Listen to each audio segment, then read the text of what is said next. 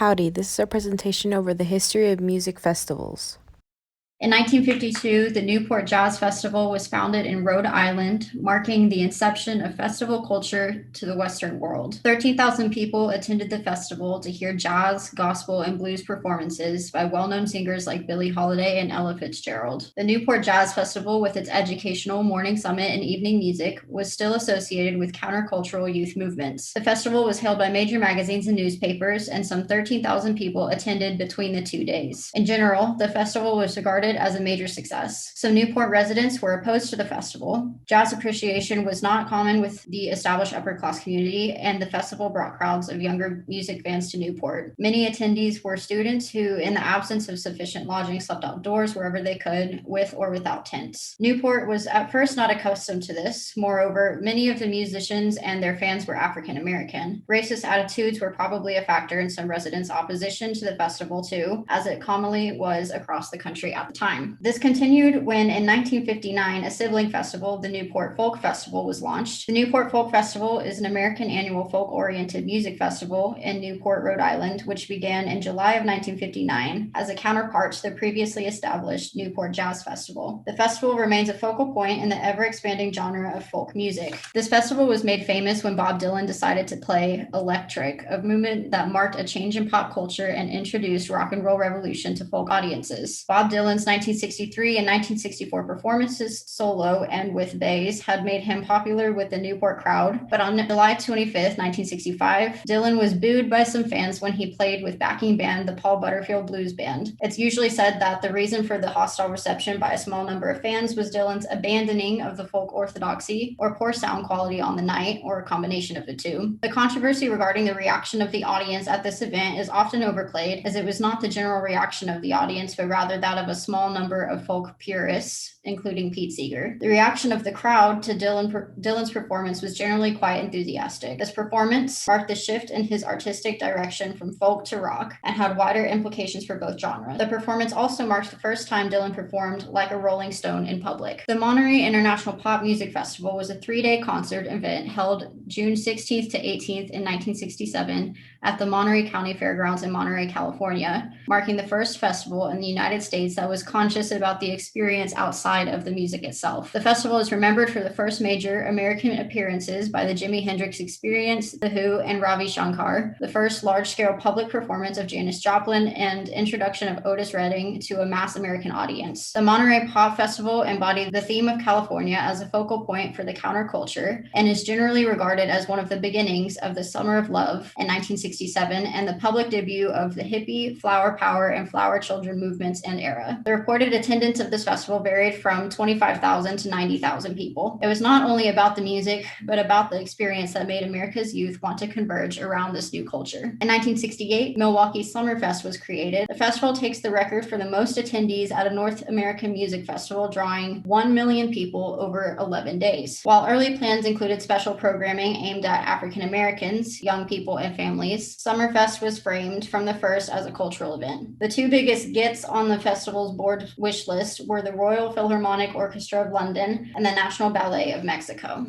After the rising fame of music festivals, we get the beloved Woodstock Festival of 1969. The festival lasted 3 days from August 15th through the 18th and had over 500,000 people attend. The event featured a number of acts who joined after Creedence Clearwater Revival made known that they were joining and led to 32 different names in music playing. This festival, called the Aquarian Exposition, was a huge success and ended up becoming the most famous music festival in history. A few months later, on December 6th, the Altamont Free Concert took place. The Rolling Stones wanted to recreate the success of Woodstock and came up with a free festival preemptively named Woodstock West to gather similar names in attendance. This festival was hugely unplanned and improvised, which led to its failure and demise. Since the event was understaffed, the biker gang Hell's Angels were hired as security guards, which led to the murder of an 18-year-old by a member of the gang who rushed the stage during a performance in front of around 300,000 people. However, the 70s started off by attempting to recreate the spirit of the 60s acid rock era of festivals with examples such as the Powder Ridge Festival. This festival didn't end up happening due to a domino effect of problems that arose. Along with this failure, more and more festivals' plans fell through, and the ones that were successes were just considered boring and dull. As the age of festivals died down, America was reaching a decade of economic instability. At this time, most promoters moved to smaller club shows to save money around the beginning of the 80s. We start to get bigger festivals up and running after some time has passed, like South by Southwest, but nowhere near as popular as the 60s predecessors, and it was originally a conference, not solely a festival. After many failed attempts at putting on a successful rock festival in the United States throughout the 60s and 70s, hope for the success of this type of event was revived with the creation of the famous Lollapalooza Festival. In the early 1990s, Harry Farrell, the leader of Jane's Addiction, came up with the idea to hold a touring music festival as a farewell tour for his band and named it Lollapalooza. The events consisted mostly of alternative rock performances, but also hosted performances from other genres as well as art, political, and cultural vendor booths. The tour continued throughout the decade and returned as a destination festival in Chicago in 2005. Influenced by the success of Lollapalooza, other rock festivals began to appear all over the country, modeling themselves in one way or another after Lollapalooza.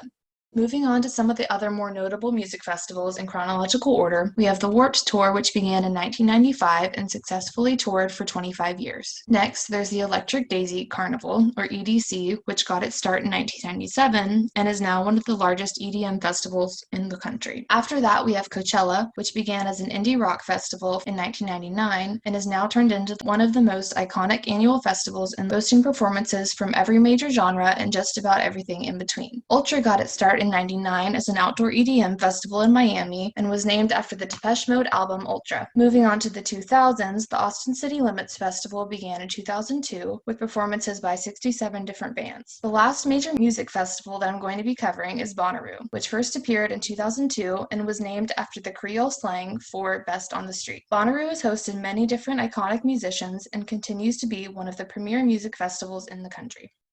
Seeing how music festivals have started and continued, we can see the compare and contrast between them as time progressed. The biggest comparison is how influential they are and how that influence has pushed towards progression. Some examples include counterculture, which is a way to push from social norms. A lot of younger teenagers began to interest themselves in this progression, so they got very involved in it. An example of this was Woodstock 69, which pushed towards movements like the anti-war movement. Other festivals decided to also do the same thing with movements and push for recognition as well. Other ways festivals compare to each other is pushing for the immersive experience for their audience and creating an environment for the audience and artists to express themselves. With the contrast of music festivals, many of those contrasts derive from their new structures, especially with the increase of new innovations. An example of this is technology and how the performance overall has changed. Today, many new ways to show artistic creativity has improved significantly with the use of special effects, spotlights, and even electronic instruments. Another difference is how festivals' popularity has increased attendance. This now occurs more often because of the spread of information through social media and artists using their own platform to tell their fans about festivals taking place. But overall, the music style has changed. Compared to the beginning of the festivals, a lot of music has developed into something new, and even if aspects from then are used now, it has still gone through various changes in style. Now we even put music in different categories, naming them from various genres because music has developed so much throughout the years. Music has long since had an effect on the social changes and ideals that appear in the world as a whole. It is also a means by which opinions and thoughts and emotions can be shared and expressed. Because of this phenomenon that is music, the festivals are often a mixing pot for all of these things, and this mixing pot itself has changed over time. Some of the earliest music festivals, such as the Newport Folk Festival, were obviously smaller in size and population. They were a place where someone could ask the chords to a song and get an immediate private lesson, as said by Pete Seeger. These kinds of music festivals were far more intimate, where each person could individually interact with the artist in order to understand the meaning and inspiration behind each piece. Furthermore, these venues allowed for a greater social impact and social awareness of whatever meaning the artist may have had in their piece. These festivals have since grown out of this intimacy and more more into a popular culture type of existence, where there is a high cost of attendance and there is little to no connection between the audience and the artists. These festivals used to also be more influenced by the idea of bringing social awareness and understanding. These used to break ground and be the place where thoughts and ideas were shared, where a variety of people could come together for a common purpose. There used to be more variety and more diverse music that wasn't the mainstream, yet now music festivals are now seemingly only in it for the money, so they feature whichever artist is most popular or whichever artist they want to make the most popular.